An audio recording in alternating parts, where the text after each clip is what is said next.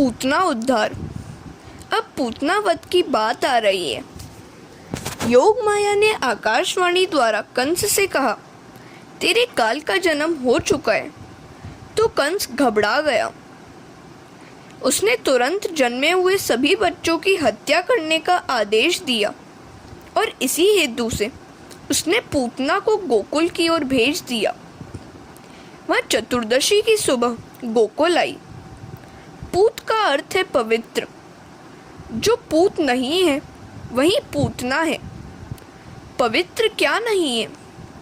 अज्ञान। सो पूतना का अर्थ है अज्ञान, अविद्या, और पवित्र है केवल ज्ञान। गीता जी में कहा है, न ही ज्ञाने न सिदृशम पवित्र में विद्यते।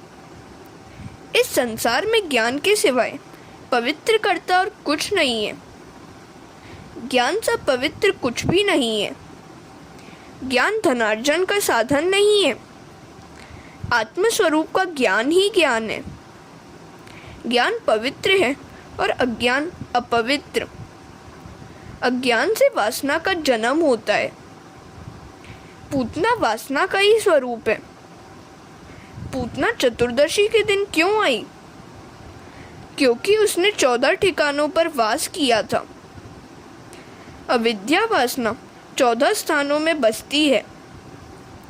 5 ज्ञानेंद्रिय, 5 कर्मेंद्रिय, मन, बुद्धि, चित्त और अहंकार, ये 14 स्थान हैं वासना अविद्या पूतना के बसने के।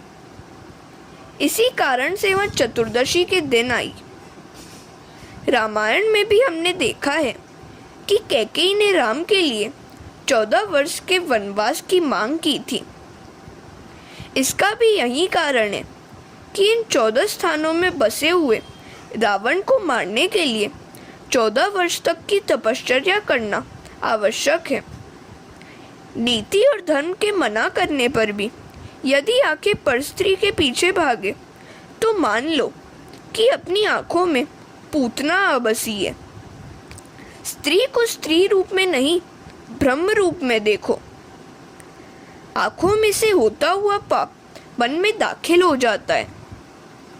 आंखों में पूतना होगी तो काम मन में भी बसेगा। जगत के किसी भी व्यक्ति को भगवत भाव से देखने में कोई बुराई नहीं है, बल्कि अच्छाई है। किंतु किसी भी व्यक्ति को सांसारिक काम भाव से देखोगे तो समझ लेना कि मन में पूतना आ बसी है। धर्म और नीति जिस खाद्य पदार्थ का आहार करने को मना करे वहीं खाने की इच्छा होने लगे तो मान लो कि तुम्हारी जीभ में पूतना आ बसी है। विभत्स और अतिशय कामुक बातों को सुनने की इच्छा हुई तो मान लो कि पूतना कानों पर सवार हो गई है। पूतना हर एक इंद्रिय में बसी हुई है जो बहुत सताती रहती है। सभी इंद्रियों के द्वार बंद कर दो जिससे पूतना अंदर प्रविष्ट ही ना हो सके। पूतना सज सज कर सुंदरी का रूप लेकर गोकुल आई। 3 वर्ष की आयु तक बालक शिशु कहा जाता है। इस शिशु को मारने के लिए पूतना आई है। प्रश्न यह है कि पूतना शिशु को ही क्यों मारती है और शिशु वय की आगे की अवस्था वाले बालकों को क्यों नहीं मारती? जीवन की 4 अवस्थाएं हैं, जागृति, स्वप्न, सुषुप्ति और तुर्यगा। जागृत अवस्था में पूतना आंखों पर सवार हो जाती है। आंखों की चंचलता मन को चंचल करती है। इस प्रकार जागृति, स्वप्न और सुषुप्ति, इन तीनों अवस्था में अज्ञान सताता है, अर्थात पूतना 3 वर्ष तक के शिशु को मारती है। इन 3 अवस्थाओं को छोड़कर तुर्यगा अवस्था में जीव का संबंध ब्रह्म से होता है और तब पूतना सता नहीं सकती। जो व्यक्ति तुर्यगा अवस्था में प्रभु के साथ एक हो जाता है उसे पूतना रूपी अज्ञान मार नहीं सकता। हरे कृष्णा।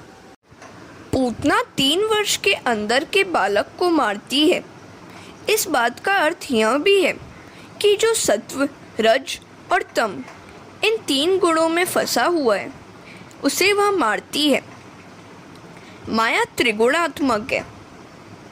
माया में फंसे हुए व्यक्ति को पूतना मारती है। संसार के मोह जाल में फंसे हुए सभी जन बालक ही तो हैं, शिशु ही तो हैं। इनको पूतना रूपी अज्ञान मारता है। किंतु सांसारिक मोह का त्याग करके जो ईश्वर के निर्गुण स्वरूप में लीन हो गया है, गुणातीत हो गया है, उसे पूतना मार नहीं सकती। गुणातीत अर्थात प्रकृति से परे रहने वाले व्यक्ति का पूतना कुछ नहीं बिगाड़ पाती। जब पूतना आई उस समय गोकुल की गाय वन में चढ़ने गई थी और नंद जी मथुरा गए हुए थे। इस घटना का सूचित अर्थ क्या है? गायों का वन गमन अर्थात इंद्रियों का विषय रूपी वन में गमन। इंद्रियां इस विषय रूपी वन में घूम रही होंगी तो पूतना रूपी वासना मन में आ धमकेगी। अज्ञान मन पर सवार हो जाएगा। जब इंद्रिय विषयों में खो जाती है, बहिर्मुख हो जाती है, तब वासना आ जाती है। इंद्रियों को प्रभु सेवा की ओर मोड़कर निरुद्ध करोगे तो पूतना रूपी वासना सता नहीं पाएगी। नंद अर्थात जीव। जीव जब हृदय गोकुल को छोड़कर मथुरा अर्थात देह सुख, देह दृष्टि में खो जाए, तब हृदय में गोकुल, पूतना, अज्ञान बस जाते हैं। नंद अर्थात जीव श्री कृष्ण को छोड़कर मथुरा जाए अर्थात देह सुख में फंस जाए, तभी वासना आ धमकती है। नंद अपने आवास में नहीं होता है, तभी पूतना आती है। पवित्र शरीर मथुरा में, पुण्यशाली हृदय ही गोकुल है। नंद जीवात्मा है। नंद रूपी जीवात्मा परमानंद परमात्मा श्री कृष्ण से विमुख होकर कंस अर्थात काम कला से मिलने जाए और गाय रूपी इंद्रियां वन रूपी विषयों की ओर दौड़ जाएं, तभी पूतना रूपी अविद्या आ जाती है। पूतना श्रृंगार करके आई है। अविद्या अपने साथ कई दोषों को लेकर आती है। अविद्या अपने साथ 5 दोषों को ले आती है।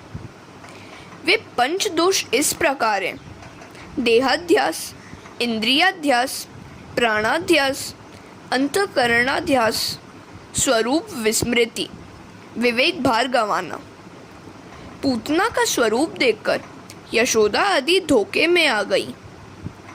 पूतना की वेड़ी देखकर देहाध्यास हुआ, रूप देखकर इंद्रियाध्यास हुआ, अतः स्वरूप की विस्मृति हो गई। फलतः उसको किसी ने नहीं रोका। वह सीधी नंद बाबा के घर में घुस गई। पूतना को देखते ही कन्हैया ने आंखें मूंद ली। पूतना ने उसको अपनी गोद में ले लिया। पूतना ऊपर ऊपर से तो बड़ा अच्छा व्यवहार कर रही थी, किंतु उसके हृदय में कुटिलता का विष भरा हुआ था। पूतना अपने स्तनों पर भी विष लगाई आई थी। संसार सुख का उपभोग करने के लिए मनुष्य भी अपनी आत्मा पर वासना का विष लगा लेता है। पूतना ने लाला को गोद में बिठलाकर उसके मुंह में अपना विष से सना हुआ स्तन दे दिया। कन्हैया ने तो दूध पीना शुरू कर दिया और उसने इस प्रकार दूध पीना शुरू किया कि पूतना वेदना से भारी क्रंदन करने लगी, किंतु कन्हैया तो दूध पीता ही रहा और पूतना धीरे धीरे निष्प्राण हो गई। सौंदर्य को देखकर मनुष्य मात्र मुग्ध हो जाता है और देहभान भूल जाता है। सभी व्रजवासी भी पूतना के बनाव श्रृंगार पर मोहित हो गए थे और उसको किसी ने रोका नहीं। हरे कृष्णा। श्रीमद् शंकराचार्य ने शत श्लोकी में कहा है, लोग त्वचा की, रूप रंग की तो बड़ी मीमांसा करते हैं, किंतु आत्मा की मीमांसा तो करते ही नहीं है। जो व्यक्ति चमड़ी का चिंतन करता रहता है वह अगले जन्म में चमार बनता है। सो शरीर के श्रृंगार में समय मत गवाओ। जिसका शरीर तो सुंदर है किंतु हृदय विष से भरा हुआ है, वही पूतना है। पूतना बाहर से तो बड़ी सुंदर थी किंतु उसका मन बहुत मैला था। जिसके वस्त्र तो सुंदर है किंतु मन अस्वच्छ है, वही पूतना है। जिसकी आकृति तो अच्छी है किंतु कृति बुरी है, वही पूतना है। चारित्र की जांच पड़ताल किए बिना किसी का पानी तक न पिया जाए। चाहे बर्तन प्याले चमचमाते क्यों न हो, किंतु उसका मन मैला हो सकता है। बड़े बड़े तपस्वी भी सौंदर्य के मोह जाल में फंस चुके हैं।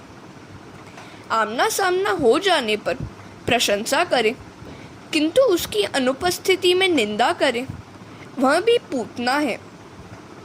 जो भी अच्छा बुरा कहना है वह उसके सामने ही कह देना चाहिए।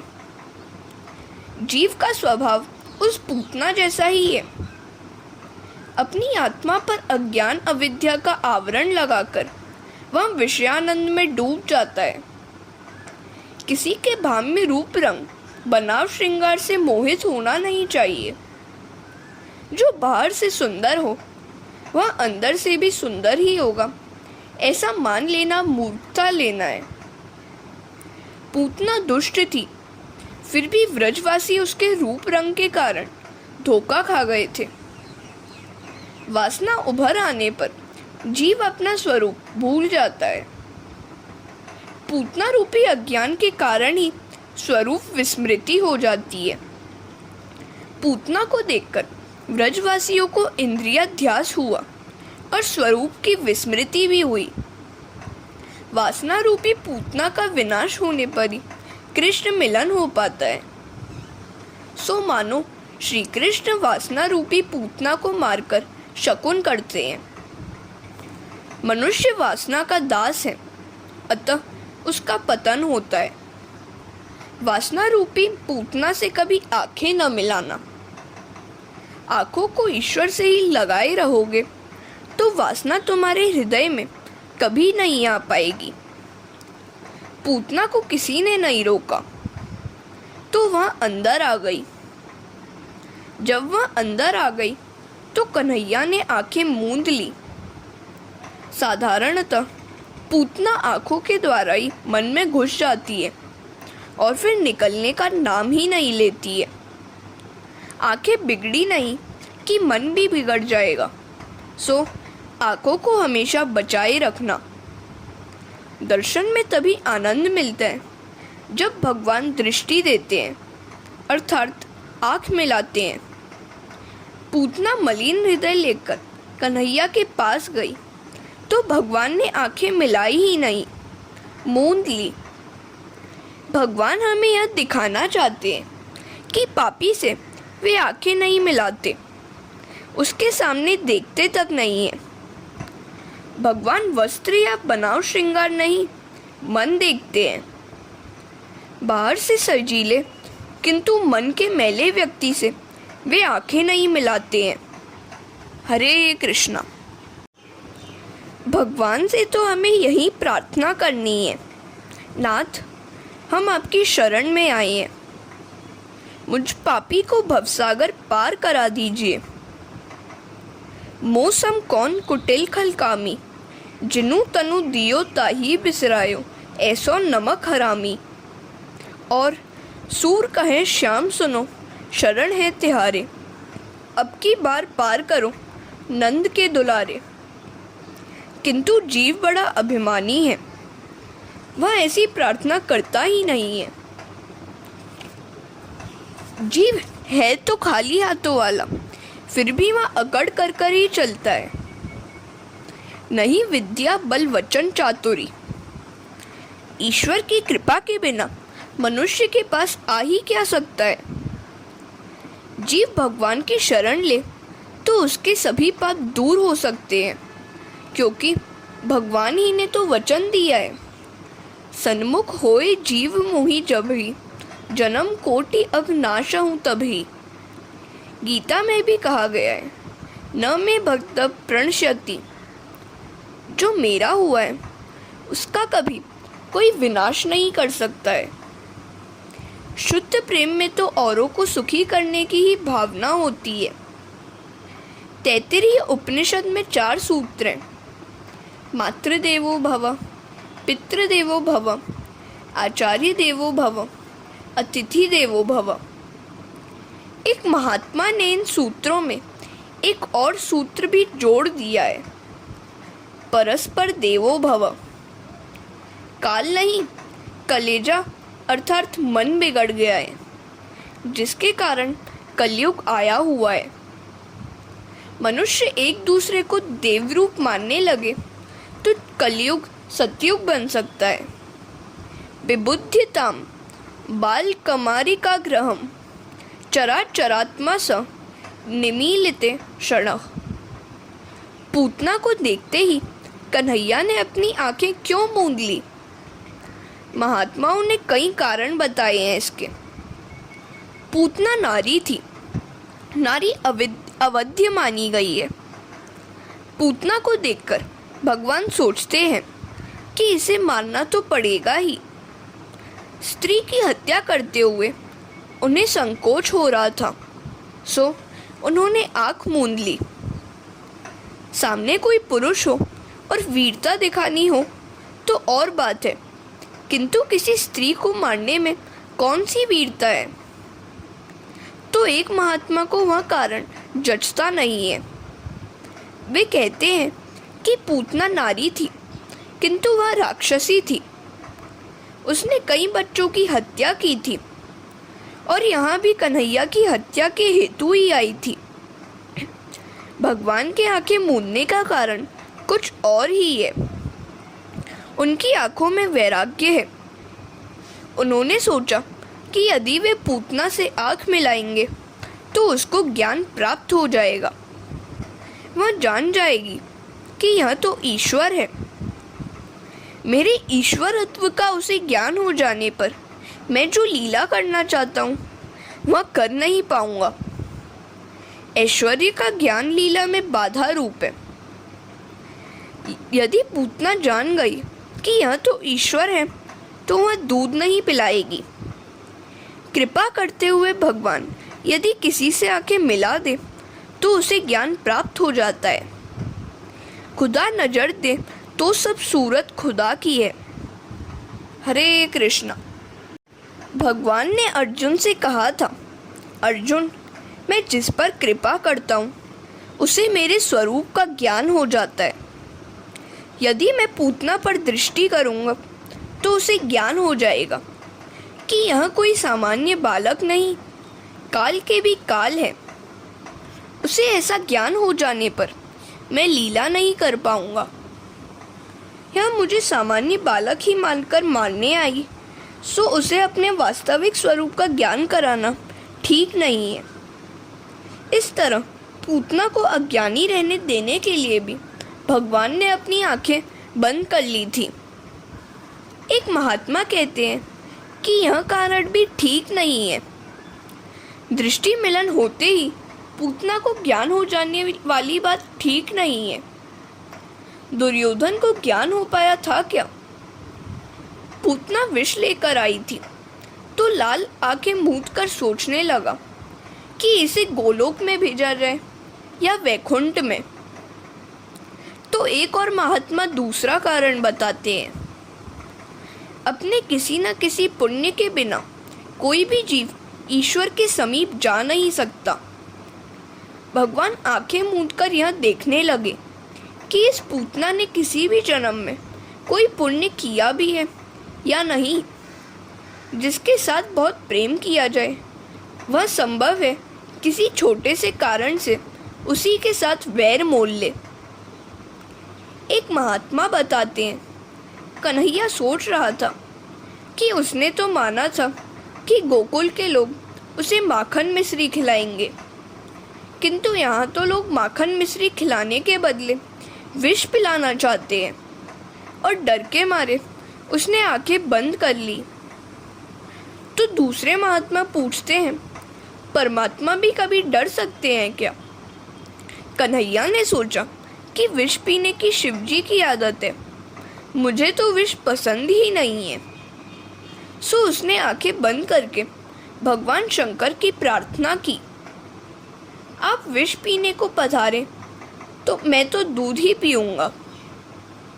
भगवान शिव का ध्यान धरने के हेतु ही कन्हैया ने आंखें मूंद ली थी। कन्हैया आंखें बंद करके शिवजी को याद करके विष पीने के लिए बुला रहा है, शिव तत्व का आवाहन कर रहा है। जब किसी देव को याद करना या बुलाना होता है तो आंखें बंद करके ही उसका ध्यान धरना पड़ता है। एक अन्य महात्मा कहते हैं, मुझे यह कारण योग्य नहीं लगता। क्या कृष्ण विष को पचा नहीं सकते? वे तो काल के भी काल हैं। कृष्ण की आंखें बंद कर लेने का कारण और ही है, उनकी आंखों में सूर्य और चंद्र का वास है। महायोगी सूर्यमंडल को पार करके ब्रह्मलोक में जाते हैं। कृष्ण पूतना को ब्रह्मलोक में भेजने जा रहे हैं। यह देखकर सूर्य चंद्र को अर्थात भगवान के नेत्रों को ठीक नहीं लगा। अपने कृष्ण को वह तो विषपान कराने आई है, तो फिर उसको ब्रह्मगति क्यों दी जाए? ऐसा सोचकर आंखों ने पलकें बंद कर ली। जीव को लक्ष्मी का उपयोग करने का कोई अधिकार नहीं है। जीव लक्ष्मी का उपयोग चाहे कर ले, उपभोग नहीं कर सकता। यदि वह उपभोग करने का प्रयास करेगा तो चाटा मिल जाएगा। अच्छाई तो इसी में है कि भगवान को सर्वोत्तम वस्तुएं अर्पित की जाए। स्वयं खाने से संतोष नहीं मिलता, औरों को खिलाने पर ही संतोष मिलेगा। सूर्य चंद्र दोनों नेत्र सोच रहे हैं कि सर्वोत्तम वस्तु अर्पण करने की अपेक्षा यह पूतना तो विष लेकर आई है। यही अच्छा होगा कि उसे सद्गति न मिल पाए। ऐसा सोचकर सूर्य चंद्र रूपी नेत्रों ने अपने प्रवेश द्वार पलकें बंद कर लिए। हरे कृष्णा। एक महात्मा श्री कृष्ण की आंखें मूंद लेने का दूसरा ही कारण बताते हैं। भगवान सोच रहे थे कि जब इस विषयदायिनी पूतना को मैं मुक्ति देने जा रहा हूँ तो मुझे माखन मिश्री खिलाने वाले व्रजवासियों को मैं कौन सी गति दूंगा, क्योंकि मुक्ति से बढ़कर देने योग्य अन्य कोई वस्तु मेरे पास है ही नहीं। और इस प्रकार सोच में डूबे हुए भगवान ने आंखें मूंद ली। इस प्रकार ये महात्मा मानो दशम स्कंद में भगवान की लीला में पागल से हो गए हैं। जीव गोस्वामी जो कभी किसी राजा के दीवान थे, कृष्ण प्रेम में पागल होकर लंगोटी पहनकर फिरने लगे। सनातन गोस्वामी बंगाल के जमींदार थे। दशम स्कंद का श्रवण होने पर वे कृष्ण प्रेम में पागल हो गए और ताड़पत्र की लंगोटी पहनकर लीला निकुंज में राधे कृष्ण करते हुए घूमने लगे। हमने देखा कि भगवान रामचंद्र ने भी शूर्पणखा से आंखें मिलाई नहीं थी। रामायण की शूर्पणखा और भागवत की पूतना एक ही है, दोनों वासना ही है। कन्हैया अब तो 6 दिन का ही हुआ है। राधा जी अभी आई नहीं है। राम जन्म में तो सीता जी साथ ही थी, सो उनको देखा था। शूर्पणखा को उत्तर दिया था, किंतु इधर राधा जी तो अब तक आई नहीं है, सो किसको देखूं? पूतना आंखों के द्वारा ही मन में आती है। सुंदर विषयों को देखकर आंखें उनके पीछे भाग निकलती है। मन जानता है कि यह मेरा नहीं है, मुझे मिलने वाला नहीं है, फिर भी पाप करता है। पूतना रूपी काम वासना पहले आंखों में आती है और फिर मन में उतर जाती है। पूतना ने यशोदा से कहा, मैं तुम्हारे बालक को दूध पिलाऊंगी तो वह हष्ट पुष्ट हो जाएगा। यशोदा ने लाला को पालने से बाहर निकाला और पूतना की गोद में दे दिया। पूतना मासी उसे लाड करने लगी। कन्हैया तो जानता ही है कि यह लाड करने नहीं, मारने के लिए आई है। पूतना ने यशोदा जी से कहा, तुम्हें घर में यदि कुछ कामकाज करना है तो जा सकती हो। बोली यशोदा घर के काम में लग गई। इधर पूतना ने लाला को दूध पिलाना शुरू कर दिया। कन्हैया दोनों हाथों से स्तन को पकड़कर बलपूर्वक दूध पीने लगा। कन्हैया को तो दूध के साथ साथ प्राण भी मानो पीना था। पूतना व्याकुल हो गई। वह रो रो के कहने लगी, मुझे छोड़ दे कन्हैया, मुझे छोड़ दे। सा मुंच मुंच लमिति प्रभाषिणी। कन्हैया ने कहा, पूतना मासी, मेरी माता ने तो पकड़ना ही सिखाया है, छोड़ना नहीं। मुझे पकड़ना ही आता है, छोड़ना नहीं। मैं आज तुम्हें छोड़ने वाला नहीं हूँ, मैं तुम्हारा उद्धार ही करूँगा। भगवान की मार में भी प्यार ही है। परम आश्चर्य हुआ। पूतना ने 2 बार मुझे छोड़ दे, मुझे छोड़ दे कहा, मानो वह इहलोक और परलोक में से अपने आप को छुड़ाकर गोलोक धाम में ले जाने की प्रार्थना कर रही थी। वह अहंता और ममता में से छुड़ाकर कृतार्थ करने को कह रही थी। पूतना व्याकुल हो गई, अतः स्वरूपानुसंधान नहीं रहा। उसने राक्षसी रूप धारण किया। वह आकाश मार्ग में कृष्ण को उड़ा ले चली। तो कंस के बगीचे के एक वृक्ष पर कन्हैया ने पूतना को गिरा दिया। वह वृक्ष पर गिरी तो और भी कई वृक्ष टूट पड़े। पूतना और वृक्षों के गिरने से एक बड़ा धमाका हुआ। अविद्या के कारण षड विकार उत्पन्न होते हैं। हरे कृष्णा। राक्षसी के वक्षस्थल पर कन्हैया विराजमान था। धमाका सुनकर गोपियां दौड़ती हुई आईं। यशोदा को कोसने लगी, हमने कितनी मिन्नतें मानी थी, तब कहीं तुम्हें पुत्र हुआ और तुम्हें तो इसकी कोई कदर कीमत ही नहीं है। यशोदा ने गोपियों का उल्हाना सुनकर आंखें नीची कर ली। उन्होंने कहा, यह पहला ही बालक है मेरा, मुझे बालक के लालन पालन का अनुभव नहीं है, सो भूल हो जाती है। अब आपका कहना मानूंगी। गोपियों ने कहा, किसी अनजानी पराई स्त्री को अपना बालक कभी नहीं देना चाहिए। होना था सो हो गया। अब हम घर लौटें और कन्हैया की नज़र उतारें। लाला को गाय बड़ी प्यारी है। एक गंगी नाम की गाय तो लाला की झांकी पाए बिना कभी पानी तक नहीं पीती थी, घास भी नहीं खाती थी। जब गोपाल उसे मनाते हुए थक जाते तो यशोदा के पास आते थे और कहते थे, माताजी, गौशाला में कन्हैया को ले जाना है। लाला के दर्शन होने के बाद गंगी घास खा लेती और पानी भी पी लेती। अनशन उपवास करने से शरीर हल्का फुल्का हो जाता है और मन में सात्विक भाग जगता है। विधि पूर्वक उपवास करने से पाप जल जाते हैं। बड़े बड़े ऋषि मुनि जब हजारों वर्ष तपश्चर्या करने के बाद भी प्रभु के दर्शन पा नहीं सके तो गायों को जन्म लेकर गोकुल में आ बसे। उनके हजारों वर्ष की तपश्चर्या भी उनका अभिमान और वासना जला नहीं पाई थी। सो उन्होंने सोचा कि गोकुल में गायों का अवतार लेकर अपना काम निष्काम कृष्ण को अर्पित कर देंगे और हम निष्काम हो जाएंगे। गोपियां लाला को लेकर गौशाला में आई और गंगी की पूंछ हाथ में लेकर लाला के शरीर पर सिर से पांव तक 3 बार फेर दी। मेरे लाला को यदि किसी की नज़र लगी हो तो इस गंगी की पूंछ में चली जाए। गोपियां तो मानो प्रेम की ध्वजा हैं। अपने कन्हैया को यदि कुछ होना है तो वह उसे नहीं, हम ही को हो जाए। इनका प्रेम विशुद्ध है।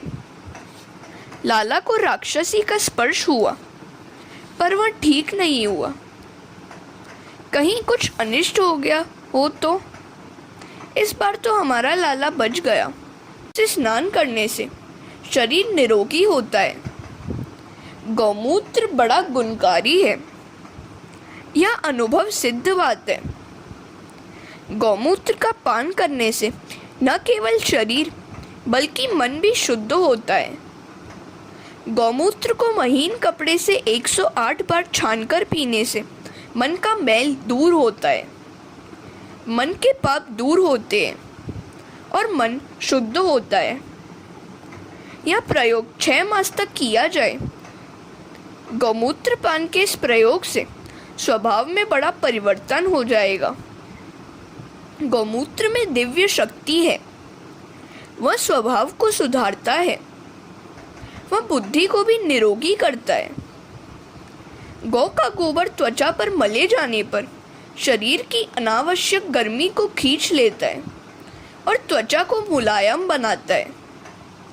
जब तक मनुष्य का स्वभाव सुधर नहीं पाएगा, तब तक वह ज्ञान मार्ग या भक्ति मार्ग में प्रगति नहीं कर पाएगा। हरे कृष्णा। आजकल तो जीवन ऐसा हो गया है कि मनुष्य का समय, संपत्ति और शक्ति फैशन व्यसन में खर्च हो जाती है। व्यसन और फैशन में ही अपनी सारी शक्ति का व्यय करता रहता है। वह ज्ञान और भक्ति मार्ग में आगे नहीं बढ़ पाता। कन्हैया को पहले गोमूत्र से और फिर उष्ण जल से नहलाया गया। वह तो बड़े मजे में था। ऋषि रूपा गोपियां कन्हैया को घेर कर बैठी हुई थी। एक गोपी कहती है, आहा, कितनी सुंदर है आंखें हमारे लाला की। तो दूसरी ने कहा, इसके केश भी बड़े सुंदर हैं। तीसरी ने कहा, वाह वाह, इसके चरण कमल तो देख, कितने सुंदर हैं। सारी गोपियां बाल कृष्ण के एक एक अंग के सौंदर्य का पान करने लगी। ये ऋषि रूपा गोपियां तो वेद शास्त्र संपन्न थी। वे स्तुति करने लगी, कन्हैया, आज भगवान तेरे मंगलमय चरणों की, यज्ञ पुरुष तेरी जंगा की, अच्युत भगवान तेरी कटी की, भगवान हयग्रीव तेरे पेट की, भगवान केशव तेरे हृदय की, ईश भगवान तेरे वक्षस्थल की, सूर्य तेरे कंठ की, भगवान विष्णु तेरी भुजा की, भगवान वामन तेरे मुखारविंद की और ईश्वर तेरे मस्तक की रक्षा करे। मेरा कन्हैया जब खेलता हो तब भगवान गोविंद, सोया हो तब भगवान माधव, चलता फिरता हो तब भगवान वैकुंठ और बैठा हो तब लक्ष्मीपति रक्षा करें। छठे अध्याय के 22 से 28 श्लोकों में बाल रक्षा स्तोत्र है। गोपियां वैसे तो जानती ही नहीं थी कि जिस भगवान की वे प्रार्थना कर रही हैं वह तो यह कन्हैया ही है। गोपियां अंत में कहती हैं, भगवान नारायण का नाम मेरे बाल कृष्ण की सदा सर्वदा रक्षा करे। गोपियां बाल कृष्ण को थपथपाती हुई प्रार्थना कर रही हैं। वे यशोदा से कहती हैं, इसे दूध पिलाओ। यदि यह ठीक तरह से दूध पिएगा तो हम मानेंगी कि अब यह डर नहीं रहा है। बाल कृष्ण स्तनपान करने लगे तो गोपियां आनंदित हो गईं। चतुर्दशी के दिन शाम को नंद बाबा मथुरा से गोकुल वापस आए। इसी दिन पूतना का अग्नि संस्कार भी किया गया। जब योगी को श्री कृष्ण के स्वरूप की कल्पना करते हुए प्राण त्याग करने से मुक्ति मिलती है, तब उनके साक्षात दर्शन करने वाले को सद्गति की प्राप्ति होना कोई आश्चर्य की बात नहीं है। श्री कृष्ण बड़े दयालु हैं। विषदायिनी पूतना को भी अपनी माता की ही भांति उन्होंने सद्गति दी। ऐसा दयालु और कौन हो सकता है। यह पूतना कृष्ण मिलन में बाधा उपस्थित करती रहती है। ईश्वर 6 गुण वाले हैं। उन्होंने क्षण दोषों वाली पूतना को छठे दिन ही मारा। पूतना के 6 दोष हैं: काम, क्रोध, लोभ, मोह, मद और मत्सर। भगवान के 6 सद्गुरु हैं: ऐश्वर्य, वीर्य, यश, श्री, ज्ञान और वैराग्य। भगवान के प्रत्येक सद्गुण को अपने हृदय में उतारने वाला व्यक्ति दोष रहित हो जाता है। भगवान का नाम तो चिन्मय धाम है। चिन्मय धाम में प्रवेश करना है। इन चिन्मय धाम में प्रवेश कैसे किया जा सकता है? जब वासना का नाश होता है तभी चिन्मय धाम में प्रवेश प्राप्त होता है। इंद्रियों को श्री कृष्ण की लीला में नहला दो। हरे कृष्णा। इंद्रियों को परमात्मा के सम्मुख करो। गोपियां इंद्रियों से मुझे निहार सके, सुन सके, मन में रख सके, इसी हेतु से यह गोकुल लीला रची गई है। भागवत में इस पूतना चरित्र के सिवाय और कोई बाल लीला की फलश्रुति बताई नहीं गई है। इसका अर्थ यह है कि मात्र इस एक अज्ञान काम वासना को पहचाना जाए तो भी कुछ कम नहीं है। अज्ञान दूर होने पर श्री गोविंद से प्रीति हो जाती है। गोविंदे लभते रतिम। यह पूतना मोक्ष तो भगवान की अद्भुत बाल लीला है। इसका श्रद्धा पूर्वक श्रवण मनन करने वाले को श्री कृष्ण के प्रति प्रेम उत्पन्न होता है।